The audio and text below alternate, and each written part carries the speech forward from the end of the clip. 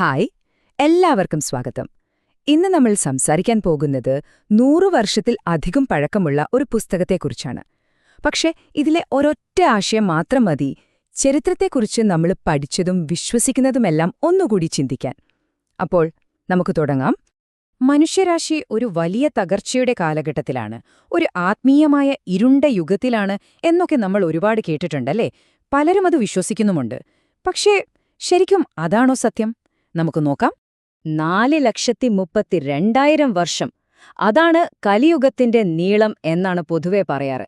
ഒന്നാലോചിച്ചു നോക്കിയേ, സ്വാമി ശ്രീ യുക്തേശ്വർ ഇതിനെ ഒരു ഇരുണ്ട ഭാവിയെന്ന് വിളിച്ചതിൽ അത്ഭുതമില്ല. പക്ഷേ ഈ കണക്ക് എവിടെയെങ്കിലും തെറ്റിയിട്ടുണ്ടെങ്കിലോ? അപ്പോ ഈ വലിയ കണക്ക് തെറ്റാണെന്ന് പറയുന്നൊരു പുസ്തകമുണ്ട്. അതിന്റെ കഥ തുടങ്ങുന്നത് ഗംഗയുടെ തീരത്ത് വെച്ചാണ്. ഒരു പ്രത്യേക ദൗത്യത്തോടെയാണ് ആ പുസ്തകം എഴുതപ്പെട്ടത്. നമുക്ക് ആ കഥയിലേക്ക് പോകാം. ഇദ്ദേഹമാണ് ആ പുസ്തകം എഴുതിയത്, സ്വാമി ശ്രീ യുക്തേശ്വർ. ഇന്ത്യയിലെ സെറാംപൂരിൽ നിന്നുള്ള ഒരു വലിയ ഗുരുവായിരുന്നു അദ്ദേഹം. അദ്ദേഹത്തിന്റെ പുണ്യശാസ്ത്രം എന്ന പുസ്തകമാണ് നമ്മളിന്ന് നോക്കാൻ പോകുന്നത്. അദ്ദേഹം ഈ പുസ്തകം എഴുതാൻ ഒരു കാരണമുണ്ട്. 1994 മഹാഗുരുവായ ബാബാജി അദ്ദേഹത്തോടൊരു കാര്യം ആവശ്യപ്പെട്ടു. ലോകത്തുള്ള എല്ലാ മതങ്ങളുടെയും പിന്നിലെ ഒരേ ഒരു സത്യം പുറത്തു കൊണ്ടുവരണം. അതിനായി ഒരു പുസ്തകം എഴുതണം. ആ ഒരു വലിയ ദൗത്യത്തിന്റെ ഫലമാണ് ഈ ഗ്രന്ഥം. ശരി, അപ്പോ ആ ദൗത്യത്തിന്റെ ഭാഗമായി അദ്ദേഹം മുന്നോട്ട് വെച്ച ആശയമെന്താണ്? അതാണ് പുണ്യശാസ്ത്രത്തിന്റെ ഹൃദയമെന്ന് പറയാം. മനുഷ്യരാശിയുടെ ഒരു മഹത്തായ പ്രപഞ്ചചക്രത്തെക്കുറിച്ചാണ് അദ്ദേഹം പറയുന്നത്. യുഗചക്രം, ഇതാണ് ആ ആശയം. സംഭവം ഇത്രയുള്ളൂ. നമ്മുടെ സൂര്യൻ അതിനൊരു ഇരട്ട നക്ഷത്രത്തെ ചുറ്റിക്കൊണ്ടിരിക്കുകയാണ്. ഈ ഒരു കറക്കം പൂർത്തിയാക്കാൻ 24,000 വർഷമെടുക്കും. ഈ യാത്രയിൽ നമ്മുടെ സൗരയൂഥം പ്രപഞ്ചത്തിലെ ഒരു വലിയ ഊർജ്ജ കേന്ദ്രത്തോട് ചിലപ്പോഴടുക്കും, ചിലപ്പോഴകലും. ഈ അടുപ്പവും അകലവുമാണ് നമ്മുടെ ബോധത്തെ, നമ്മുടെ ചിന്തകളെ നിയന്ത്രിക്കുന്നത്. ഇതാണ് ആ പുസ്തകത്തിലെ ഏറ്റവും പ്രധാനപ്പെട്ട ഒരു ചിത്രം. ഈ 24,000 വർഷത്തെ സൈക്കിൾ നോക്കൂ. ഇതില് ഒരു ആരോഹണഘട്ടവും ഒരു അവരോഹണഘട്ടവുമുണ്ട്. അതായത് നമ്മുടെ സൗരയൂഥം ആ വലിയ ഊർജ്ജ കേന്ദ്രത്തോട് അടുക്കുമ്പോൾ മനുഷ്യന്റെ ബുദ്ധിയും ബോധവും വികസിക്കും, അകലുമ്പോൾ അത് കുറയും. വളരെ ലളിതമായൊരാശയം. അപ്പോ ഈ ചക്രത്തെ 4 യുഗങ്ങളായി തിരിച്ചിട്ടുണ്ട്. സത്യയുഗം, ത്രേതായുഗം, ദ്വാപരയുഗം, പിന്നെ കലിയുഗം. പക്ഷേ ഇവിടെയാണ് പ്രധാന വ്യത്യാസം. നമ്മൾ കേൾക്കുന്ന ലക്ഷക്കണക്കിന് വർഷങ്ങളൊന്നും ഈ യുഗങ്ങൾക്കില്ല. നോക്കൂ, കലിയുഗത്തിന് വെറും 1200 വർഷം. ഓരോ യുഗത്തിലും മനുഷ്യന് എന്തു മനസ്സിലാക്കാൻ കഴിയുമെന്നും ഇതിൽ പറയുന്നുണ്ട്. കലിയുഗത്തിൽ നമുക്ക് ഭൗതികമായ കാര്യങ്ങൾ മാത്രമേ മനസ്സിലാകൂ. എന്നാൽ ദ്വാപരയുഗത്തിലേക്ക് വരുമ്പോൾ കാര്യങ്ങൾ കുറച്ചുകൂടി സൂക്ഷ്മമാകും. ഇനിയാണ് കഥയിലെ ഏറ്റവും വലിയ ട്വിസ്റ്റ്. നമ്മൾ ഇത്രയും കാലം വിശ്വസിച്ചിരുന്ന പലതിനെയും ചോദ്യം ചെയ്യുന്ന ഒരു വലിയ വെളിപ്പെടുത്തൽ. അണുയുഗത്തിലേക്ക് സ്വാഗതം.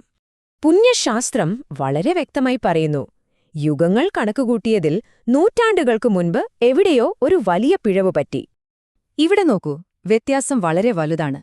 സാധാരണ കണക്ക് പ്രകാരം കലിയുഗം 4,32,000 വർഷമാണ്. നമ്മൾ അതിന്റെ തുടക്കത്തിലുമാണ്. അതായത് ഇനിയും ഒരുപാട് കാലം ഈ ഇരുണ്ട യുഗം തുടരും. പക്ഷേ പുണ്യശാസ്ത്രം പറയുന്നത് അതല്ല. കലിയുഗം വെറും 1200 വർഷമേ ഉള്ളൂ. അത് കഴിഞ്ഞുപോയി. നമ്മളിപ്പോൾ പുരോഗതിയുടെ ദ്വാപരയുഗത്തിലാണെന്നാണ് അദ്ദേഹം പറയുന്നത്. അതായത് ഏറ്റവും മോശം കാലം കഴിഞ്ഞു. അദ്ദേഹം ഇതിന് വ്യക്തമായ ഒരു ടൈം ലൈനും നൽകുന്നുണ്ട്. AD 499 നമ്മൾ ഏറ്റവും താഴ്ന്ന നിലയിലെത്തി, അതായത് കലിയുഗത്തിന്റെ പാരമ്യത്തില്. അവിടെ നിന്നും നമ്മൾ മുകളിലേക്ക് വരാൻ തുടങ്ങി. ഏകദേശം 1700 ആയപ്പോഴേക്കും ദ്വാപരയുഗത്തിന്റെ സ്വാധീനം തുടങ്ങി. 1899 നമ്മൾ ഔദ്യോഗികമായി 2400 വർഷത്തെ ദ്വാപരയുഗത്തിലേക്ക് കടന്നു എന്നാണ് കണക്ക്. വെറുതെ ഒരു സിദ്ധാന്തം പറയുകയല്ല അദ്ദേഹം ചെയ്തത്, അതിന് തെളിവുകളും നിരത്തുന്നുണ്ട്. ദ്വാപരയുഗം തുടങ്ങിയതോടെ മനുഷ്യന്റെ ബുദ്ധി വികസിക്കാൻ തുടങ്ങിയെന്ന് പറഞ്ഞല്ലോ. അതിന് തെളിവായി അദ്ദേഹം ചൂണ്ടിക്കാണിക്കുന്നത് ഈ കണ്ടുപിടുത്തങ്ങളാണ്. ഏകദേശം 1600കൾക്ക് ശേഷം ശാസ്ത്രലോകത്തുണ്ടായ ഈ മുന്നേറ്റങ്ങളെല്ലാം ഉണരുന്ന ദ്വാപരയുഗ ബോധത്തിന്റെ തെളിവാണെന്നാണ് അദ്ദേഹം വാദിക്കുന്നത്. അപ്പോൾ ഈ പ്രപഞ്ച സിദ്ധാന്തവും യുഗങ്ങളുടെ കണക്കുമൊക്കെ എന്തിനാണ് അദ്ദേഹം പറഞ്ഞത്? അത് പുസ്തകത്തിന്റെ യഥാർത്ഥ ലക്ഷ്യത്തിലേക്ക് നമ്മളെ എത്തിക്കാനാണ്. എല്ലാത്തിന്റെയും പിന്നിലുള്ള ആത്മീയ ഐക്യത്തിന്റെ ശാസ്ത്രം. ദ്വാപരയുഗത്തിലെ ഈ പുതിയ ഊർജം, ഈ ഉയർന്ന ബോധം, അത് നമ്മളെ ഒരു കാര്യം മനസ്സിലാക്കാൻ സഹായിക്കും. എന്താണെന്നോ? ലോകത്തുള്ള എല്ലാ മതങ്ങളും ഒരേ സത്യത്തിലേക്കാണ് വിരൽ ചൂണ്ടുന്നത് എന്ന കാര്യം. ആ യോജിപ്പ് കാണാനുള്ള കഴിവ് നമുക്ക് ഈ യുഗത്തിൽ ലഭിക്കുമെന്നാണ് അദ്ദേഹം പറയുന്നത്. അദ്ദേഹം അതെങ്ങനെയാണ് ചെയ്യുന്നത് എന്നതിന്റെ ഒരു ചെറിയ ഉദാഹരണമാണിത്. ബൈബിളിലെ ഉൽപ്പത്തി പുസ്തകത്തിലെ ഒരു വാക്യമെടുക്കുന്നു. ദൈവം തന്റെ സ്വരൂപത്തിൽ മനുഷ്യനെ സൃഷ്ടിച്ചു.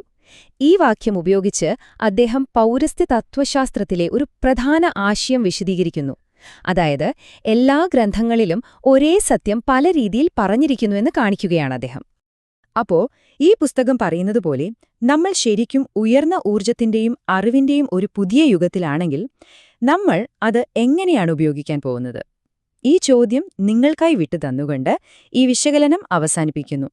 ചിന്തിക്കാൻ ഒരുപാട് കാര്യങ്ങളുണ്ടല്ലേ?